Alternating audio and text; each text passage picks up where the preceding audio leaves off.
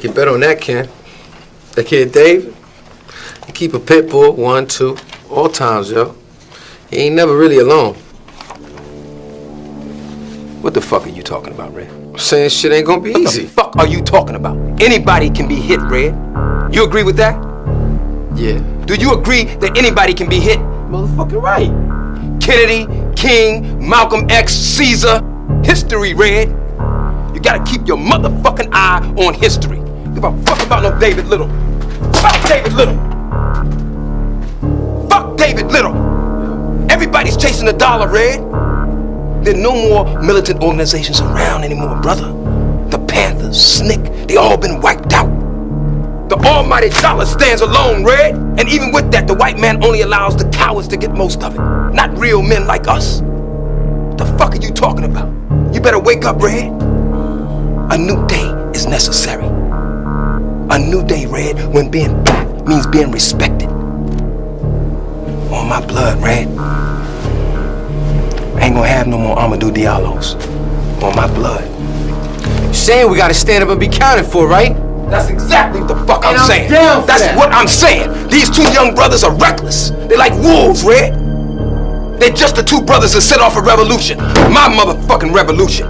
I wish I had 400 more soldiers just like them. Hell yeah. It's my motherfucking. Yo, the way you be speaking, dog, it's like you should be president or something. And I'm down for the cause. Because I believe in what I'm saying, Red. Like all the great leaders, Malcolm X, Dr. Martin Luther King, is what I believe in. That's what I'm talking about. Let's toast to this. Sure. I'm prepared to die. But I refuse to die until history records my greatness. That's what I'm talking about. Amen.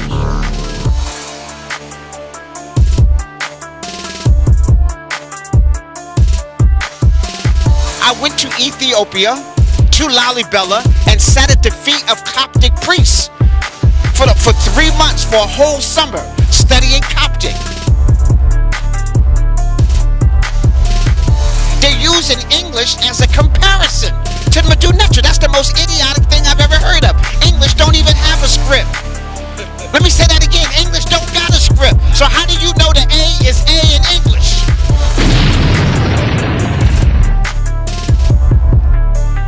The young brother did not understand symptomatic thought versus symbolic thought. Symbolic thought is what's destroying the world right now.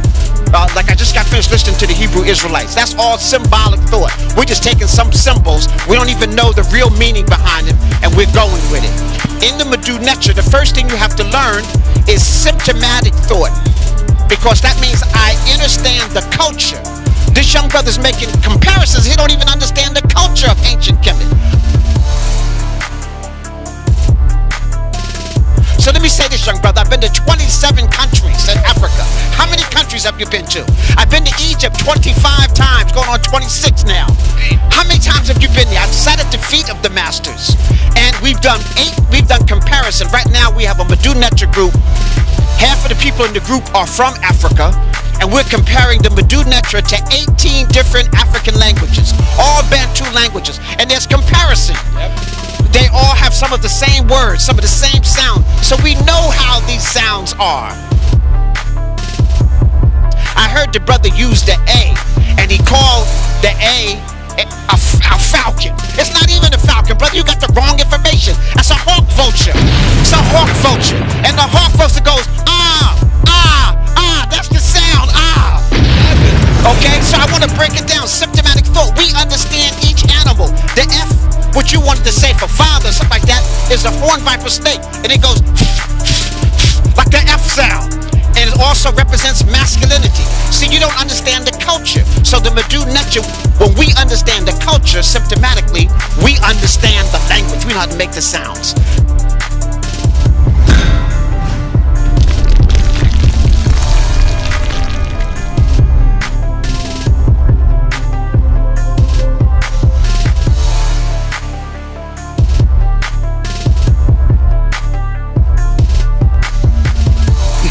So I'm here with Mfundishi, and we want to set the record straight. So the first question I have for you, my brother, and you can go in, is that you being a student of the Grandmaster teachers. You sat at their feet. Talk to us about the Medu Neter. Have the Medu Neter ever been deciphered? And if so, how? Give us some of the steps, brother. Hotep. First of all, it's a pleasure just to be able to straighten out some misinformation, disinformation, and some nonsense. I believe Walter Williams had made this statement some time ago, and Sister Ricchetti put that to rest, that was a fallacy. In fact, almost everybody who says that the Medu Neter can't be translated don't speak Medu Neter, don't even know the ancient language, don't know the ancient culture. And so in order for me to talk about something is not, I need to have some knowledge about it. These people are making statements, this young brother's making statements, and don't speak any language. I don't even know if he speaks any languages. Okay, so first of all, we sat at the feet of Dr. Diop. Diop said that you're not even serious about ancient Kemet unless you know the Medu Neter. Now, he wouldn't have said that if he couldn't translate it. Diop was translating Medu Neter, doing ancient texts. Let me go back. A European, Tesla, when he created electricity, was studying Medu Neter and he discovered electricity. When he received his Nobel Peace Prize, he had the Neteru on his desk. Einstein was studying Medu Neter. When he received his Nobel Peace Prize, he had the Medu Neter and the Neteru on his desk. So why would these greats, and these are Europeans, but anyhow, Diop said that you're not serious unless you're studying. So my teacher, Dr. Jacob Crothers, who we call Sinjetti, learned the Medu Neter. He passed this information on to Sister Ricchetti. Sister Ricchetti went to the Oriental Institute and studied the Medu Neter, and went and studied with Diop personally. So we can translate. We know the grammar. We know the sounds. Let me just say this. When I began to learn the Medu Neter on a high level, to make sure that I understood sounds and things of that nature, I know that Coptic is the last version of the Medu Neter. So I went to Ethiopia, to Lalibela, and sat at the feet of Coptic priests for 3 months, for a whole summer, studying Coptic. For example, when you say Hotep, that's Medu Neter speaking from an East African. If I say Hotep, that's Coptic. When I add the O in it, like Amun, that's Coptic versus Amen. That's it, so we know the sounds. Now let me make this statement. They're using English as a comparison to the Medu Neter. That's the most idiotic thing I've ever heard of. English don't even have a script. Let me say that again. English don't got a script. So how do you know the A is A in English? So that's the most idiotic thing I've ever seen. Let me say this. The French don't have a script. Russian don't have a script. None of these people got scripts. We got a script. So we created this concept. See, let me go back to this. The young brother did not understand symptomatic thought versus symbolic thought. Symbolic thought is what's destroying the world right now. Like I just got finished listening to the Hebrew Israelites. That's all symbolic thought. We're just taking some symbols. We don't even know the real meaning behind it, and we're going with it. In the Medu Neter, the first thing you have to learn is symptomatic thought, because that means I understand the culture. This young brother's making comparisons. He don't even understand the culture of ancient Kemet. So that's one of the things I made. I'm an Africologist. So that means one who studies the culture of African people. So let me say this, young brother. I've been to 27 countries in Africa. How many countries have you been to? I've been to Egypt 25 times, going on 26 now. How many times have you been there? I've sat at the feet of the masters. And we've done comparison. Right now we have a Medu Neter group.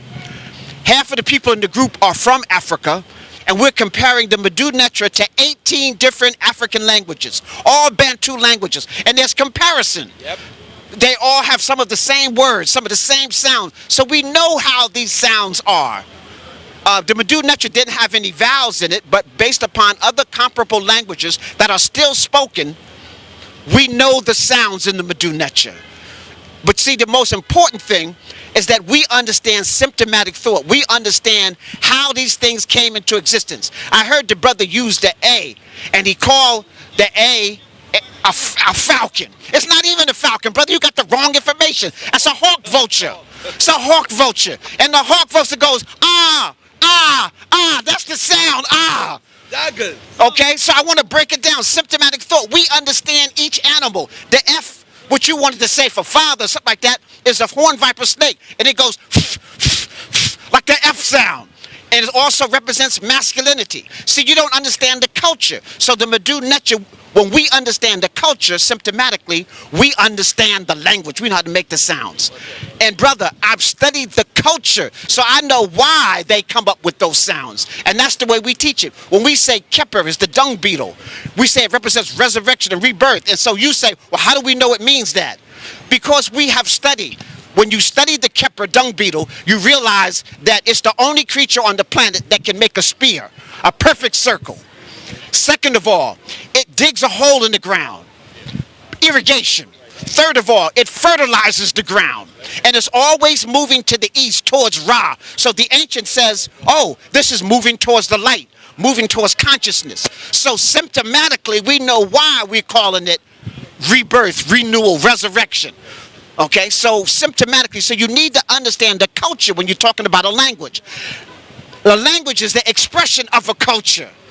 So if you don't understand the culture, how can you debate me about the language? You can't. You can't, okay? So what the young brothers need to do, and people who think like that, need to understand the culture of the Nile Valley. And the Nile Valley isn't just Egypt. That's Ethiopia. That's Sudan. I taught at the University of Khartoum in Ethiopia, in Sudan. We stayed in the village of the Nubia for a whole month. You know, we're studying this. We're studying the culture. And that culture in many small little ethnic groups is still alive. So we can examine it. Like right now, we're traveling to Niger. There's pyramids in Niger. And the brother that discovered it speaks Fulani. And from Fulani, he was able to translate some Medu Neter words because they're still the same. Yep. So how can he do that if the language is lost? Read me like this. The sad thing about this whole thing is that his name is Pharaoh, first of all, which is not even an African name. Okay, so that's the first thing. Okay, the second thing is that we should be talking about operational unity. This brother gives homage to Egypt. So why would you want to tear it apart? Let me say this. Israel resurrected Hebrew. Hebrew was a dead language. The European Jews were speaking Yiddish. They were speaking German and Russian. They came together in the 1940s. And they brought all their scholars together and they resurrected the language. So things that they lost, they recreated. That's what we're doing in the Medu Neter. As African people, we are the geniuses of the world. So maybe there is one or two things that has been lost, but we can resurrect it and rebirth because we are spiritual, conscious people, and we have a whole continent that still speaks their languages that we can bounce off of. So what we have lost, we can recover because Africans are still speaking their languages on the continent. And so just like Hebrew was resurrected for Israel, Medu Neter can be resurrected for Africans. And we speak it, we know the grammar, we know the culture, and we got books and stuff on it. And it's not talking, I didn't take one semester, and I'm teaching it. I took 10 years of studying the Medu Neter before I start teaching it. So we need these young people need to know what scholarship is. They read a couple of books, watch 2 DVDs, and now they're authority on it.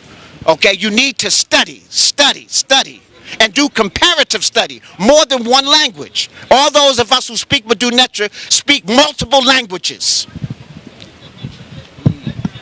The question that comes up a lot is, what do we got to study the Medu Neter for? What could it do for me today, right? Don't we hear this all the time? What is the Medu Neter going to do for me? How is that going to pay my bills? How is that going to stop police brutality? Why do I need to learn the Medu Neter? I mean, ancient Kemet, why do I need to study the science of Ma'at in Egypt? First of all, the very people who are enslaving you are studying it. I need to say that. So if you need to get out of if you go to the Fortune 500 companies, they all got our symbols and directions. If you go and you study at who's who in European literature, who's who in the European world, all studied ancient Kemet, and they're oppressing you with this knowledge. So first of all, you need that alone is a reason to study it. So if nothing else, but let me just say this here. All religions are getting their information from the Medu Neter, the Nile Valley, Hapi, which we call ancient Kemet. Religion is used to control people's minds, no matter which one it is. Spirituality was the name of the day. But you won't believe this unless you can read the Medu Neter yourself. With the fox Would the rabbit depend on the fox for the translation of his history? Well, that's what we're doing. Okay, so I'm saying the Medu Neter, first of all, people will say information, Mfundishi, this is just inspiration. I say inspiration is necessary for a revolution of your mind to change your paradigm. It's just like bathing. You don't bathe one time and say, I bathe, and you don't do it anymore. You bathe every day. You need inspiration every day. You need to be studying every day. This is important. And so we tell young people, what we did with the pyramids, what we did with the temples, would be light stuff if we go back and learn the formula and begin to do it today. You see, I talk about you have to understand the mineral domain. Most of these people who are talking are ignorant of the mineral domain. The planet Earth is a mineral. The sun is a mineral. The stars are mineral. Your blood is liquid crystal. And we are made of the same information that the stars are made of. But we are ignorant of that. We have so much more potential. The Medu Neter unlocks that. People say, well, how about the pyramids in Mfundishi? How did they move those 20-ton blocks? Well, let me say this. Sound can make things weightless. And so through sound is one way, but let me say something else that will blow their mind and let them go back to the research. Some of the ancient Kemetu, and the formula is still there on how to make crystals. They made some of those stones for the pyramids. They didn't drag them up a 20-ton mountain. They made it just like you do cement. They made the stones. And the proof is that if you look at the limestone on the Medu Neter, on the pyramids of Egypt, under a microscope, you'll find out that it's different from the limestone you'll find just in the mountains. It looks like somebody mixed it up, because limestone was the bottom of an ocean. The settlement of planktons, fish, shells, salt, all at the bottom of an ocean. So when you see the desert, all that limestone, that was the bottom of an ocean at one time, called the Tethys Sea. See, these brothers haven't studied no geography. Okay, so I'm talking about, so after you know the mineral, then you go to the plant domain. And then if you understood the plants, you will understand why they need to go back to the Medu Neter, why they need to study. And then you understand animals, then you understand humans, and then you understand the spiritual. And obviously spirituality has lost all of them. These brothers need to cleanse. You know, they need to cleanse, they need to go back and pay homage to the ancestors. One more question before I pass it to my brother. If the Medu Neter has never been deciphered, then we wouldn't have no language right now today, because that's where all the language come from. The Hebrew, the Aramaic, all of this come right up out of ancient Kemet, the Medu Neter. How much truth is that, brother? That's the absolute truth. In fact, when you come into class, we show you a chart, and we show you ancient Kemet, then we show you a Hebrew, then we show you a phonetic, Demotic. We go all the way down the list till you get to Greek and Roman. They didn't have a script, they just copied from the Phoenicians and Kemet. So we created these sounds that he's talking about in the alphabet, which he claimed don't make no sense. So English, French, all of them are coming from the Medu Neter. So it's the foundation of almost all these written scripts that we have today. So if you can't translate the Medu Neter, then you can't translate no language. So let me say that. All of them are basing it upon that. Hey, let me add on something real quickly here, Brother Garfield from the Dagger Squad. In that you just said something about the limestone and all that material from Egypt. The cylinders that they have in Mesopotamia, what people call Sumer today, the material, the steatite, the albazar, all those materials came from Kemet through trade. So the cylinders that they claim have the writings that they claim predate Egypt, is the people don't realize that the material that made the cylinder that they rode on came from actually Kemet. All right, so they couldn't have predated Kemet, just for the record. So that material is very important. Now the question I ask for you is, if the Medu Neter has not been translated, why does he say Medu Neter? Why does Pharaoh Seti wear that name? Why do you wear that name, Mr. General, if you don't believe it's been translated? That means your name is mistranslated then, and why are you using it? See, it just goes back to the fundamental basis, people. You see, I want to make this statement. First of all, Pharaoh Seti and all of them, I love these brothers. They can reach some people that I can't reach. I think they use too much profanity, but that's this style. I maybe can't reach some of these people. So he can reach some people and bring them to the legacy. But don't bring them to the legacy and say we can't translate this. That means the stuff you're teaching is fallible. That means that you can only, everything that you're teaching is based upon what the Europeans said. And then you claim they don't know what they're talking about, so that means you don't know what you're talking about. No, when I'm translating stuff and what I'm teaching, and my students are doing the same thing, my students are actually making translations. My advanced class have redid the 42 oracles of Ma'at. They redid the Wajet Stella. They redid the Pert M Haru. They redid the... We are redoing this and putting it out because we have the skills now. But the most important thing I want to say here is operational unity. We as African people need to be coming together. This is our classical language. If you think you have something to contribute, do it. But don't break down what people who are doing dynamic work is doing. Right now you have the whole African continent excited about Medu Neter. And they're connecting their languages to Medu Neter. And then you come along and say, oh, the stuff you're doing don't make no sense because it's not been translated. That's like anti-productive. And so we have to come together and solve this problem. Like I said, the Hebrew people made their language a fluent, relevant language in their life. We can do the same, but guess what? They believed it. Yep. Just like I believe it, just like this brother believes it. We believe, and we are doing it.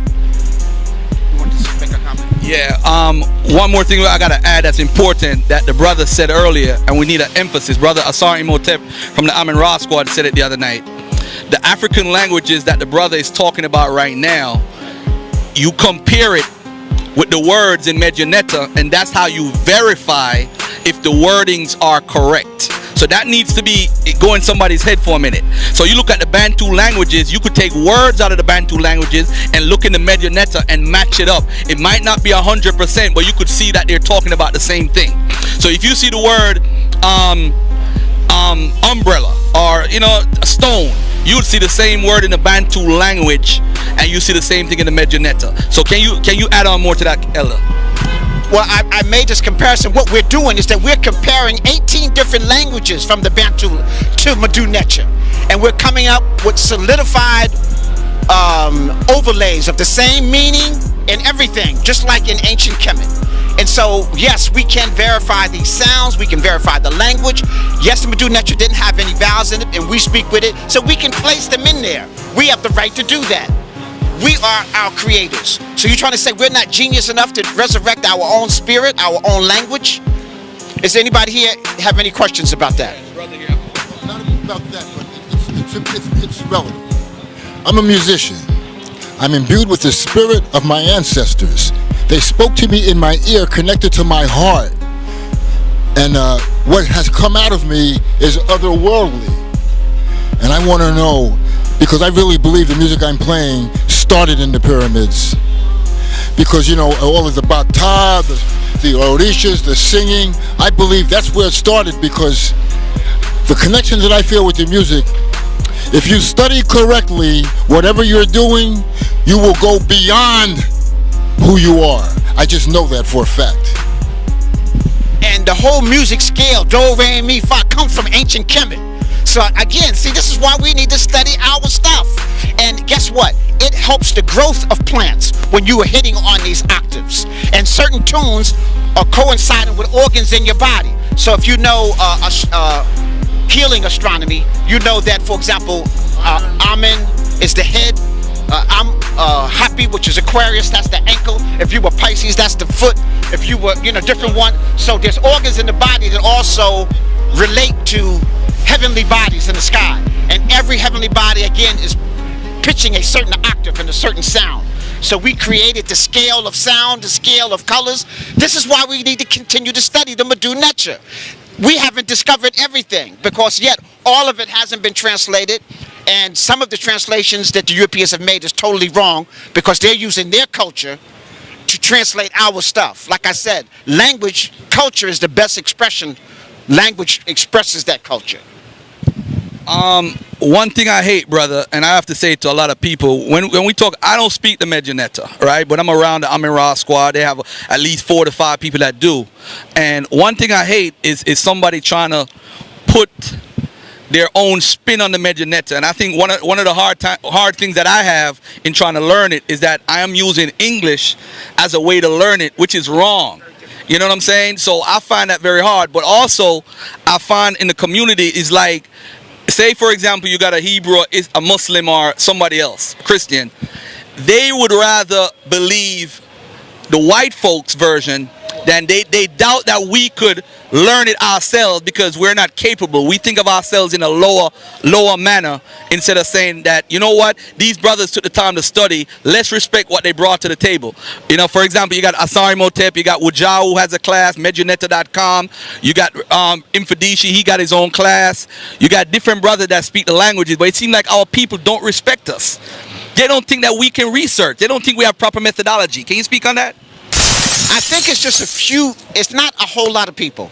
I know I've been teaching the Medu Necha now for 25, 30 years. Some of these brothers aren't even that old. I've been teaching the Medu Necha for that long. And I don't think no one has ever taken my class and then came out and say, oh, this stuff ain't legitimate.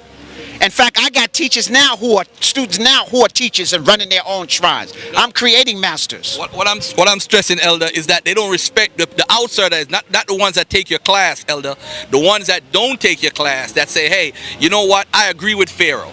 You know what I'm saying? They don't respect the work that you guys have put in. That's what I'm trying to stress. Well, you know, we can never do anything about that. There's always going to be some fools. Okay. And that's just the reality of the nature. There's always going to be some fools. There's always going to be some no-sayers. There's always going to be some non-believers. Our job is to present the truth, present scholarship. And let me just say this, brother. Why would they let me teach Medu Necha at the university level? I teach Medu Necha, you know, at Essex County Community College. I'm the, you can call up the director of Africana Studies. And the president of the university said that she enjoyed my class so much, she's given a scholarship to 15 students to Egypt. Now, why would the president of the university do that if my stuff wasn't legitimate? Yep. So that just sanctions it. I'm just trying to let you know. I'm not just teaching it, you know, at my house and that's it. I'm teaching it in the community. I'm teaching it online. I'm teaching it at the university level. And the university is carrying my books. So I just want to just show you, you know, scholarship from many levels. Peace, family. You have a question? What's up? When I started reading Medu Necha Volume 1, it wasn't, yeah, because I'm not like camera ready. It wasn't until I started reading Volume 1 that everything came together holistically as far as like my spiritual teachings and my historical teachings. So my parents, you know, have been involved in Kemetic science and research, so I kind of grew up in it, so I'm kind of very familiar with different philosophies and spiritualities. But in terms of applying it to your life, so when you say, you know, you're teaching the Medu Necha and the importance of learning it and why it's relevant, can you speak to the into the ways it changes your outlook on life and your behaviors? Because I found that when I started reading the Medu Necha Volume 1, I found that everything came together, but it wasn't unless I had those spiritual prerequisites, questions, teachings, lessons, and had lived through that and evolved spiritually, not just having the knowledge and then building on the knowledge and then debating people and waxing poetic about how much I know about my Africanness, but until I spiritually evolved and studied other philosophies and then reading the Medu Necha, it was then that it all came together and that I was able to apply it to my life, especially like on an emotional level. Like I found that I was able to really control my emotions and not even like react to the world in ways I would have previously, even though I've always considered myself a spiritual person. Can you speak to the fact of how it changes you? Because we all learn and we talk and we listen, but the application seems to be lost on us. And sometimes maybe to some people it can be intimidating, because I feel like I grew up with the Medu Necha's volumes in my house, young. And so I've always seen that. But I don't think that I was able to receive the information unless I had evolved spiritually and had already had some background knowledge on certain things. So can you speak to like the importance of that and how to evolve in it and a greater understanding and application to your life? I appreciate the question. Let me just go back and say we're still on the concept of how can we use it in our life today. Students of mine who learned the Medu Neter now are creating their own reading materials, their own teaching materials for the children and for adults. So we have flashcards for the Neteru, flashcards for the alphabet, biliterals, triliterals, flashcards for sentences. Okay?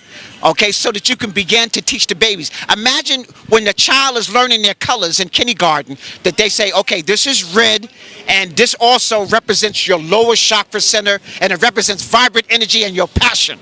And then start, so that, you know, you say this is yellow, it's your solar plexus, this is energy, this is orange, this is so-and-so. So the Medu Neter can resurrect our whole thinking. The reason why I teach it, it changes our paradigm.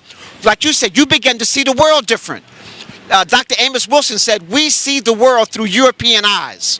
And that the way that brother was attacking the Medu Neter, he was seeing the world through European eyes. Because some Europeans said it, somebody who don't know our culture said it, so he said it. We need to open up our eyes and see Africa from an African eye perspective. Africans created civilization. We are the first to write, so why don't we want to examine that writing? And let me say this, many of our African nations fell because they didn't manufacture. They had raw goods, they had the gold, they had the silver, they had iron, they had raw materials, but they refused to manufacture. Kemet teaches us the reason why Kemet lasts for 4,000 years is because they were able to manufacture. I heard some brother say, well, why were you studying a bunch of rocks in Kemet? I said, that's the most idiotic thing I've ever heard. We're studying the temples because the science is still there. The Medu Neter teaches Kemetic science, and it's the science that rules the world right now. All of that comes from the Nile Valley. And somebody's telling us why are we studying that? So that we can, you heard the word Sankofa? Sankofa is a word in Ghana, Shanti tree. It means to go back and fetch what you have lost. Go back and fetch what has been stolen from you. Go back and fetch that things of value so you can bring it forth to the future. So that's why we study the Medu Neter, so that we can become manufacturers. They're the leading producer of the cocoa bean, and they don't have no cocoa factories. Chocolate in Ghana costs 2 times as much as it do here. See, we're reading the Medu Neter so that we can stop stuff like that. We can go there, set up manufacturing plants, resurrect our culture, our language, and we can produce. Here in African America, the Africans in America, we got all these inventions, but because we got a European paradigm, we're not benefiting from it. So what, we create the lawnmower. So what, we created the refrigerator. So what, we created the icebox. So what, we created the traffic light. Are we getting paid for it now? No, because we got the wrong paradigm. Medu Neter changes your paradigm. So if the brother doesn't learn anything else, he should want to learn the Medu Neter so that he can get off his head and stand right side up and get the correct African-centered paradigm. Speaking about Africa and the paradigm, brother, yeah, I just supported that, brother, because I have to support you. I'm here to support the brother no matter what. You said something about the European paradigm that the brother is speaking from. Do you think us having borders and names of countries and having borders for like Ghana and certain parts of West Africa and Uganda, wherever, that having borders has stopped us in growing from a European paradigm when we think of the continent called Africa today? Yes, you can't have the United States of Africa with the borders we have. Almost all the borders we see in Africa today is as a result of European colonization. All we did was change the name, but the infrastructure is still there at almost all of the countries. So no, we need, and it cuts through cultures. We got some of the same cultures with different countries because the European paradigm has changed. The camera. Yeah. So it's important for us to, if we want a United States of Africa, we need to get rid of these borders. We need to begin to speak African languages. Like Kiswahili is one of the only African languages that's spoken by an African country. Almost 50 African countries, the language that they speak in school and everything is a European language or Arabic. We need to change that. So yes, brother, we need to get rid of the borders, get rid of the infrastructure of colonialism. All right, I trace my route from Jamaica to West Africa. I notice a lot of folks, when they see you respect the culture, you wear the ankh, they feel like you're trying to say that everybody's from Egypt, or they give everybody the impression. I just want to let everybody know that I represent Africa on a whole, as a continent has been destroyed and been colonized. Not that Africa is the only place that black folks live, by the way. And we need to understand that the whole earth belongs to us. And I want you to stress on the fact that how being from West Africa, as far as the slave ships, and what's the connection with West Africa and Central Africa, South Africa, and Kemet. Well, this has been done in a couple of other videos, but I just want to make this statement. Ancient Kemet is the mouthpiece of the African continent. So I think some people are misled. They think that when we talk about ancient Kemet, we're only talking about modern day Egypt. No, that was just the mouthpiece. The priest and the information that was in ancient Kemet came from all corners of Africa, West Africa, South Africa. The first place we see an Ankh is in South Africa, in petroglyphs that's 75,000 years old. The first place we see Ra is in South Africa. And so Kemet was the mouthpiece of the African continent. So I just wanted to make that clear. So when we're talking about resurrecting Africa, we're talking about using Kemet, because that information is still there. You see, information that was in West Africa, we can no longer find some of that. We can't go back 3,000 years in West Africa because of the climate. It's deteriorated all of that. But we can go back maybe almost 2008, not culture. We can go back about 2000, and we show that they had a connection with ancient Kemet. Right. We see that Niger had a connection with ancient Kemet. We're seeing South Africa they got a calendar in South Africa, alignment with the pyramids in ancient Egypt. That means we're talking about the same culture, a connection. So we're embracing the African continent, and we're just using the Medu Neter as our classical language. And let me say this, when you say your classical language, it means the best that your culture has to offer. There is more information in the Medu Neter than all the rest of the ancient languages put together. And if everybody else is getting information from there, how can they say it was never translated? Okay, so, you know. Why do you suppose most of our African brothers that come from the continent are running from ancient Egypt, are running from the Medu Neter, don't want to study about the ancient Egypt? Whenever we have these discussions with them, they say it's pagan. They were worshiping animals. Why are they not trying to study the science, and they come from the land? It's easy, brother. See, you seem to think just because they live in Africa that they got an African mindset. The same colonizer that messed up our minds messed up their minds on the continent. They just got their minds messed up at home. Okay? We got raped. We got raped and brought to other South America, North America, and then got our minds messed up.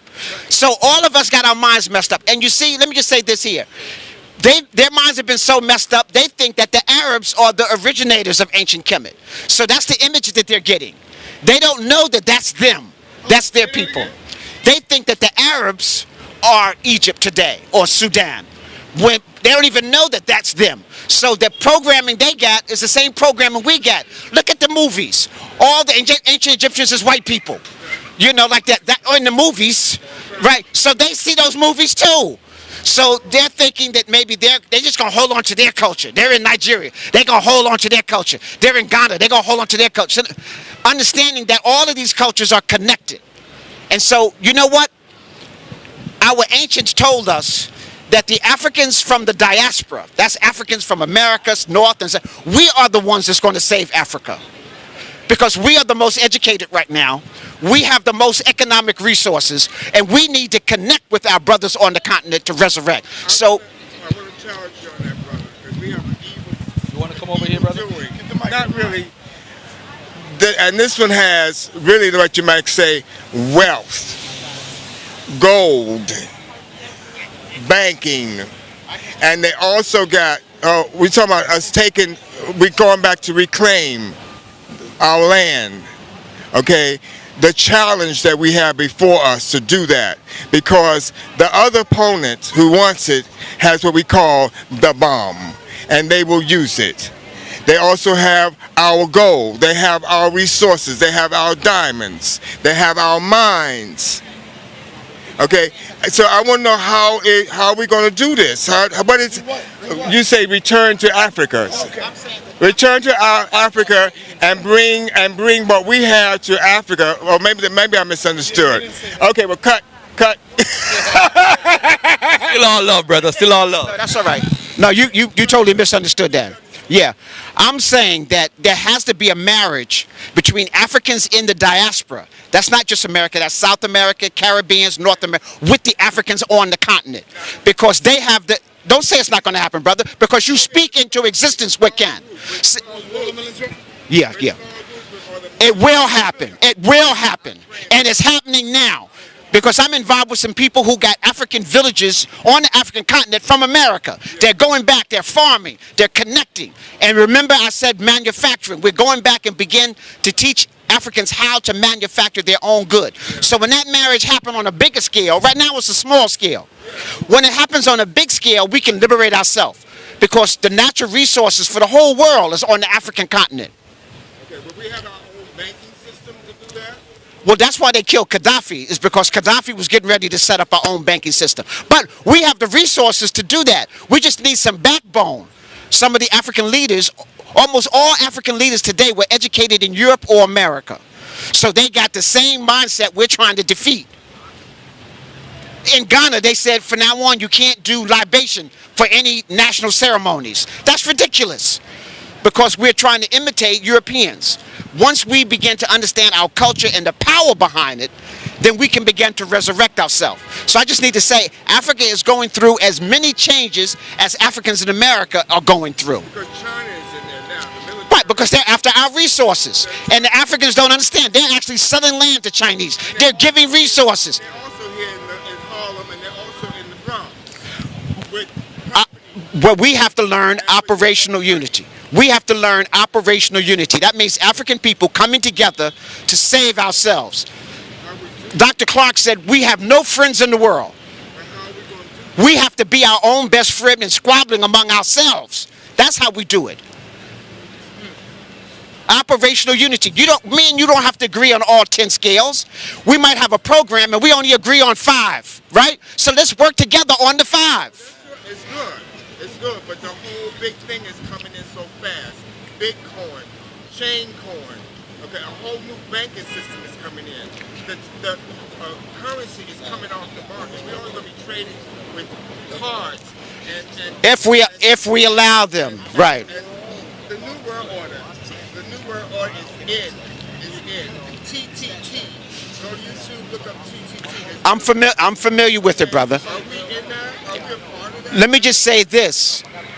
They're trying to circumnavigate the wealth we have in Africa. They got paper money. That money isn't real. It's only real because you agree to use it. Okay. 90% of the world's gold is still in Africa. Did you hear me? The majority of the gold in the world is in Africa. You can't fly a plane without the uranium and cobalt from Zaire. Okay, so I'm just trying to say,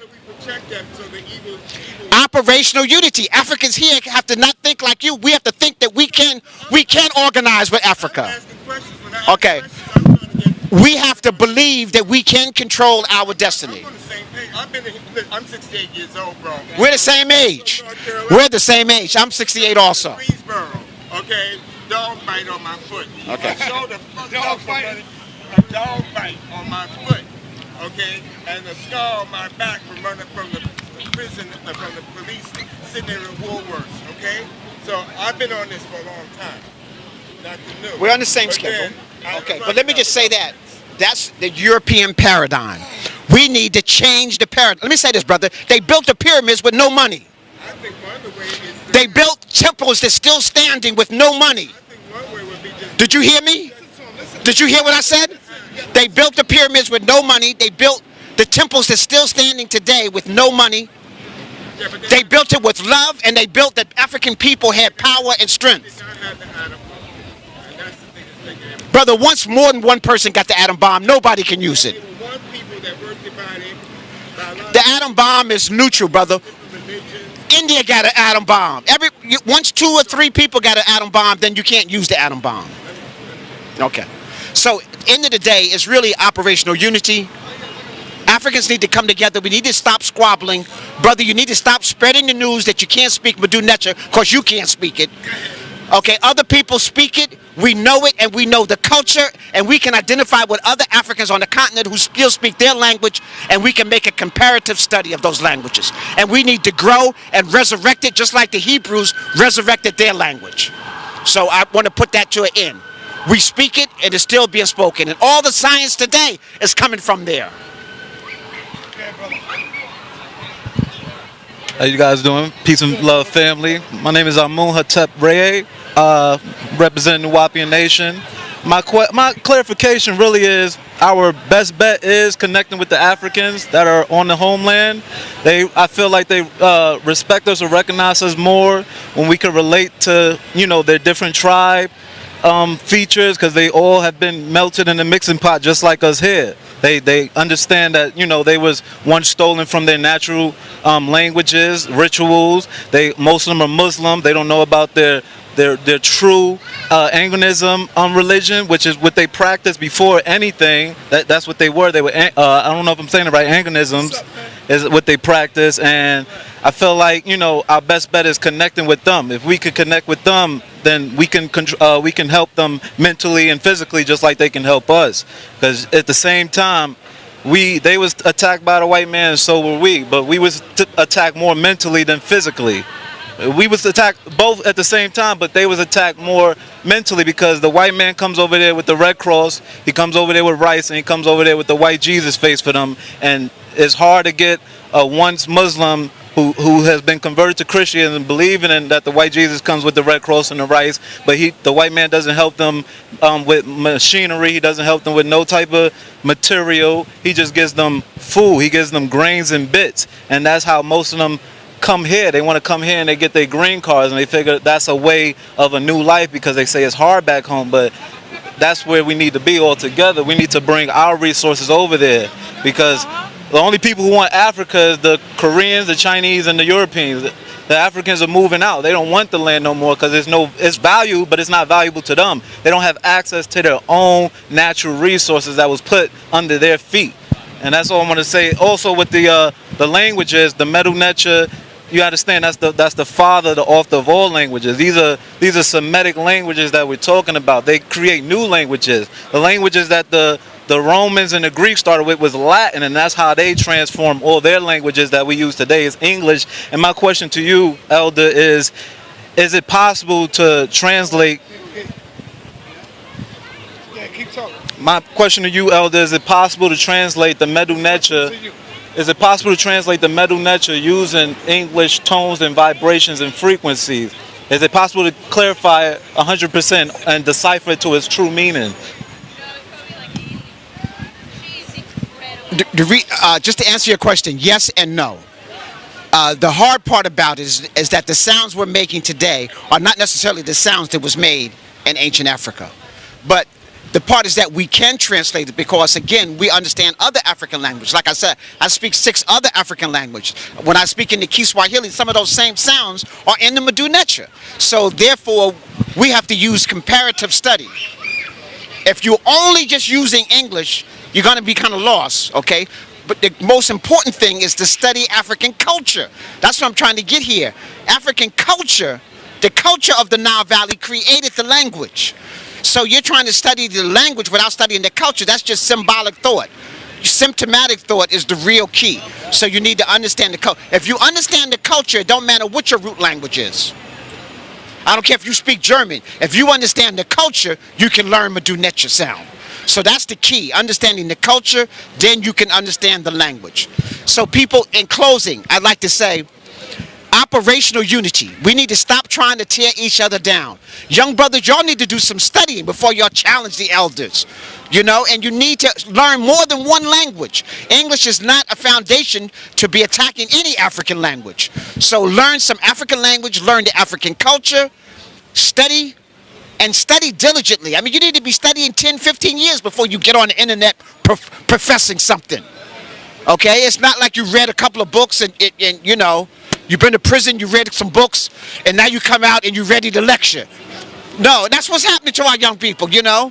And, you know, so Sonetta gives you a venue, you get on Sonetta TV, and now you think you're a star. I had a guy come by my table the other day. It was a young brother, he was about 20. He said, yeah, man, he said, I seen all your videos. He said, I'm on Sonetta too, you know. Like, so I said, and what else, brother, you know? So, people, study. One television shot on Sonetta TV don't make you a star. Open up your own radio station that you and don't have nobody to check you. Let me say this: he who counsels himself is a fool. Okay. All right. So you need the counsel of ancestors who were sitting in their feet, the council of elders who have been living 30, 40, 50, 60 years teaching the information, and now you need the experts. And I respect these young brothers who are coming up with experts in their field, but they need to sit still under the elders until they become the elders. As soon as you turn 50, you're not an elder. Okay? I just need to make that clear, because we got some people, you know, they want to try to distinguish themselves from the younger brothers, but no, you're just an older brother, that's all. So to the people, nothing but love. Continue to study your culture, and the Medu Neter can be translated. We are translated, and it's going to help change your paradigm and your mind. It's one of the only languages that can change your thinking pattern. Amin Ra Nasut Netra Achin Ra Nebenank Jhuti Haru Nebhu De Inu Ank Uja Seneb Neb Dua Inter. I said, all right, I said, Amin Ra Nasut Netra. I give praise to divine, seen and unseen creator of the universe. Jhuti Haru. May we raise our consciousness mentally, physically, and spiritually. Because Jhuti represents articulate thought, speech, and writing. And then I said Jhuti Haru. May we be like Haru, the resurrector. Higher consciousness, but the battle against Isfed. For Nebhu, to master yourself. Not anybody else, master your own senses. And may you live long, be prosperous, and have good health. So all that was in the Medu Neter. So we can speak this language, we can resurrect it, and it has meaning. When people hear it, they feel good. It, you know, it changes your whole paradigm. Your blood changes. Remember, your blood is liquid crystal. So you tap it into these minerals that the ancient Kemetu mastered. So if you never study ancient Kemet, you're always going to be listening to what Europeans say, because they are masters of education now. So if you're not doing your own, you're doing them. There's nothing in between. You're either doing your own, which is African, and Kemet is the foundation of that, or you're doing European. And Quadis is not kept. The European's foundation is also coming from Kemet, because we created civilization. Imhotep, Mfundishijhutyms, Ka in Haru. I want to say, those people who believe you can speak to Medu Neter, that you can translate it. I teach a class that starts in October. I have an online class for people who live out of the area, beginner and intermediate, on Wednesdays, Wednesday night at 8 o'clock Eastern Standard Time. They go on my webpage, www.mfundishijhutyms.com, and they join silver membership, and they can go to my class. People who live in the tri-state area who can drive here, my class is on Sundays. Starts October 2nd, the first Sunday in October. Beginner class is at 2 o'clock, intermediate class at 4:30. They can register right on spot. My online class, they can just register online. But my new book is out at the end of this month, so when the classes open up, I have a new book called Mfundishijhutyms in the Spirit of the Magi, and the brothers need to read that, because it talks about the culture of the Happy Valley, as well as the 3rd edition of Spiritual Warriors Are Healers. Beautiful. Thank you, brother.